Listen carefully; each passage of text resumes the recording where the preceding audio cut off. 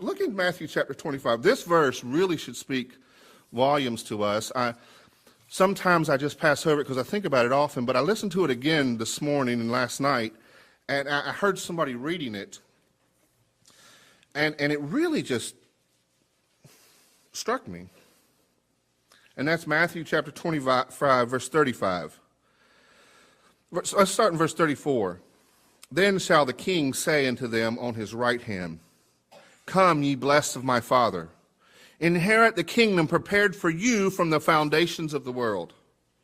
For I was hungered, and you gave me meat. I was thirsty, and you gave me drink. I was a stranger, or a foreigner, and you took me in. Naked, and you clothed me. I was sick, and you visited me. I was in prison, and you came to me. Do you see the definition of hospitality here? It was only one aspect of inviting them in and giving them something, food, tea and crackers. Then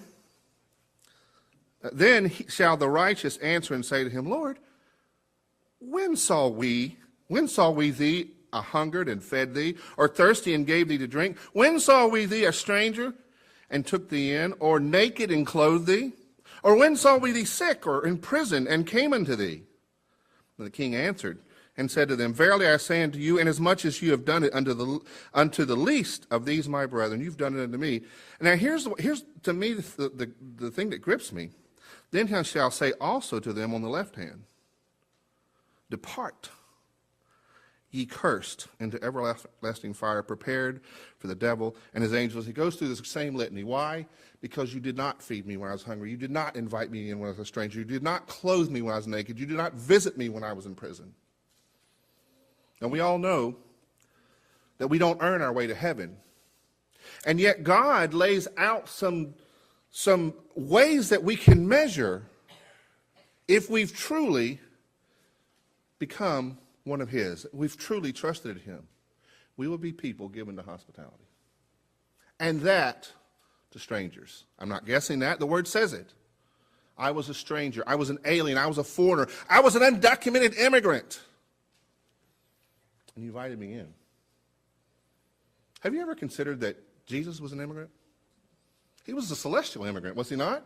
He left heaven, his country, not for political purposes or for physical needs, and came because of you and me. But then I would suggest he became the same type of immigrant we have living among us. Do you remember when Herod said, kill them all? The angel came in the middle of the night and he said, Joseph, get up. Flee into Egypt. He was a political refugee, fleeing for his life. Imagine if they had the same type of immigration laws we have in the United States. What might have happened to Jesus? He was welcomed and given hospitality in Egypt as he grew. And the Bible says, I called my son out of Egypt. God protected him in a foreign land. And then we got to think about Abraham. He was an immigrant. He left Ur of the Chaldees to go to a land. And then he immigrated again, as actually not him, but his family, immigrated again as they went into Egypt. And they were mistreated. And they were treated as less than human. And what does God say he said to the Egyptians? I'm going to judge you for that one. Not only because they were God's chosen people, but because these were individuals made in the image of God, and they were being treated as if that image had no importance.